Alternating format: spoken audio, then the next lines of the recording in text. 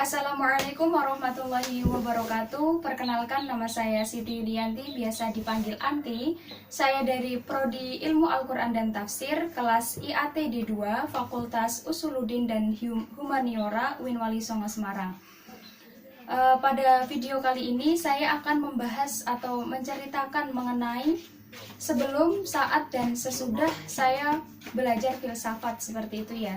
Jadi nanti ada perbedaannya antara sebelum saya belajar filsafat, saat belajar filsafat, dan setelah belajar filsafat.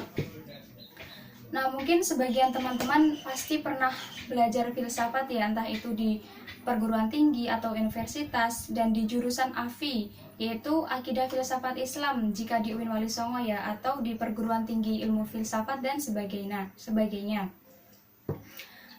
Di Indonesia ini pelajaran filsafat tidak dipelajari atau tidak diajarkan di sekolah-sekolah, melainkan hanya diajarkan di universitas atau perguruan tinggi. Nah, misalnya pada sekolah dasar yaitu SD, SMP, atau SMA itu tidak diajarkan mengenai pelajaran filsafat. Jadi bagi teman-teman yang nantinya tidak kuliah atau tidak melanjutkan ke jenjang perguruan tinggi atau kampus, mungkin tidak mendapatkan pelajaran filsafat secara intensif ya, tapi mungkin teman-teman semua bisa belajar itu semua sendiri, yaitu dengan membaca buku-buku filsafat seperti itu. Jadi selama kurang lebih 1 semester ini saya belajar filsafat dari 6 materi. Jadi dulu sebelum saya belajar filsafat mungkin di SMP atau SMA, jadi filsafat itu seakan-akan sesuatu yang sangat mengerikan, sesuatu yang aneh seperti itu. Jadi apa sih filsafat itu jika belum dipelajari lebih mendetail di perguruan tinggi? Seperti itu. Jadi pandangan saya atau pikiran saya mengenai filsafat dulu tuh hanya membahas mengenai agama belaka, hanya membahas mengenai bagaimana sih bentuk Tuhan, bagaimana wujud Tuhan, bagaimana adanya Tuhan, bagaimana penciptaan dunia ini dan seisinya. Jadi dulu pandangan saya atau pikiran saya mengenai filsafat hanya membahas seperti itu, hanya membahas tentang keagamaan seperti itu. Dan dulu waktu SMA mungkin ya, jika saya melihat orang-orang filsafat, orang-orang yang mengambil jurusan filsafat itu, yang saya lihat itu kebanyakan orang yang rambutnya gondrong, berpakaian aneh, dan memang mungkin orangnya aneh seperti itu, karena memang belum mengetahui apa sih filsafat itu, apa saja yang dipelajari dalam filsafat tersebut. Namun jika sudah dipelajari di jenjang perkuliahan seperti yang saya pelajari di kelas ini, yaitu ada 6 bab, 6 materi yang dipelajari, yaitu pertama filsafat Stoicisme, filsafat Helenisme Romawi, filsafat India, filsafat Yunani kuno, filsafat Cina, dan yang terakhir yaitu filsafat Nusantara. Jadi yang pertama yaitu filsafat Stoicisme. Nah, pada filsafat ini orang-orang Stoik percaya bahwa emosi negatif yang menghancurkan manusia itu berasal dari keputusan yang salah, dan bahwa seorang sofis, yaitu seseorang yang memiliki kesempurnaan mental dan intelektual, tidak pernah mengalami yang namanya emosi-emosi yang merusak kebahagiaan. Nah, misalnya itu seperti marah yang berlebihan, panik yang berlebihan, dan sebagainya. Padahal kita sudah kita ketahui ya bahwa manusia itu tempatnya salah seperti itu. Memang manusia tidak luput dari salah, tetapi pada filsafat ini berbeda. Jadi ada orang yang seperti itu, tapi hal ini juga ada hal-hal yang mendasari bahwa orang itu seperti itu. Nah, memang unik sekali kalau kita belajar mengenai filsafat.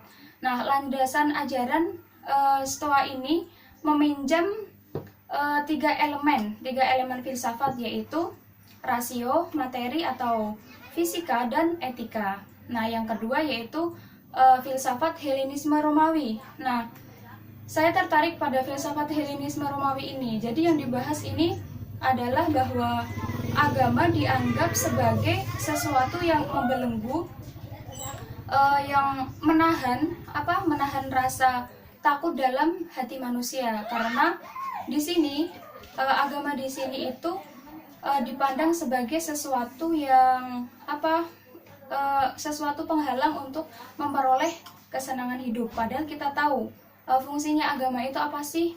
Jadi agama itu emang untuk memperoleh ketenangan jiwa seperti itu ya, tapi malah berbanding terbalik pada filsafat Helenisme Romawi ini. Jadi agama dianggap sebagai belenggu seperti itu, sebagai penghalang. Nah, yang ketiga yaitu filsafat India, yang keempat filsafat Yunani kuno, dan yang kelima itu filsafat Cina. Nah, pada filsafat Cina ini, filsafat Cina merupakan salah satu filsafat yang tertua di dunia dan dipercaya menjadi menjadi salah satu filsafat dasar dari 3 filsafat dasar. Jadi dasarnya dasar seperti itu ya. Jadi kalau kita bisa menyebutnya tuh gurunya dari guru kayak gitu. Jadi filsafat yang menjadi salah satu filsafat dasar dari 3 filsafat dasar yang mempengaruhi sejarah perkembangan filsafat di dunia. Jadi ajaran yang mendasar, ajaran pokok yang sangat terkenal pada filsafat ini yaitu ajaran Yin Yang. Nah, ajaran Yin Yang ini secara harfiah itu memiliki makna positif dan negatif. Namun secara implisit memiliki makna yang begitu mendalam tentang dualisme yang saling bertentangan ini. Namun saling melengkapi untuk menyokong kehidupan seperti itu ya. Jadi kan di sini Yin Yang itu kan bentuknya bulat ya. Bentuknya bulat, satu elemen tapi memiliki dua unsur. Jadi unsur yang pertama itu unsur yang putih dan yang hitam. Dulu waktu saya SMA mungkin ya, jadi saya melihat gambar bulat itu kan ada 2 elemen, putih dan hitam. Kok bagus ya gambarnya seperti itu. Ya menurut saya mungkin hanya itu tuh ya gambar-gambar biasa seperti itu dan tidak memiliki makna apapun. Ternyata setelah dipelajari memang gambar yang terdapat 2 elemen itu di filsafat dibahas seperti itu ya. Memang unik, ternyata ada filosofinya. Jadi di dalam Yin Yang itu kan ada satu elemen tapi terdapat 2 seperti itu. Jadi yang elemen pertama itu yang putih dan yang kedua itu yang hitam. Nah, jadi yang hitam ini digambarkan sebagai atau dilambangkan sebagai yin. Nah, yin di sini artinya itu pasif, sedih, gelap, dan dikaitkan dengan feminisme dan dikaitkan dengan malam seperti itu. Nah, yang kedua yaitu yang putih. Jadi di sini digambarkan sebagai yang aktif, yang terang atau agresif. Jadi dikaitkan dengan siang seperti itu.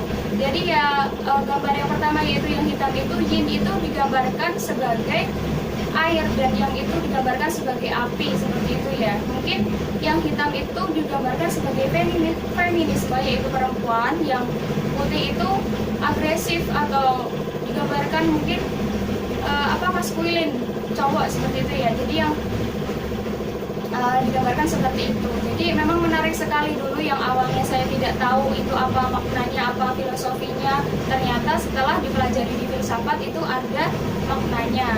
Nah, yang terakhir yaitu filsafat Nusantara. Nah, filsafat Nusantara ini terdapat di negara kita ini, yaitu negara Indonesia. Nah, jadi salah satu pelopor filsafat Nusantara ini yaitu Ki Hajar Dewantoro. Nah, kita sering menyebutnya sebagai Bapak Pendidikan.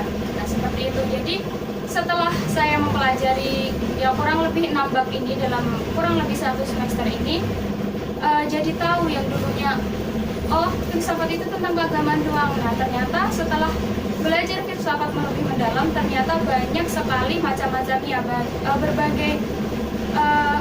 berbagai permasalahan ternyata dipelajari, tidak hanya tentang keagamaan saja. Nah, contohnya tadi ada filsafat Cina dan lain sebagainya. Mungkin hanya itu yang bisa saya sampaikan mengenai sebelum saya belajar filsafat atau saat saya belajar filsafat dan sebelum belajar filsafat. Kurang lebihnya dari saya, mohon maaf apabila ada kesalahan. Saya akhiri. Wassalamualaikum warahmatullahi wabarakatuh.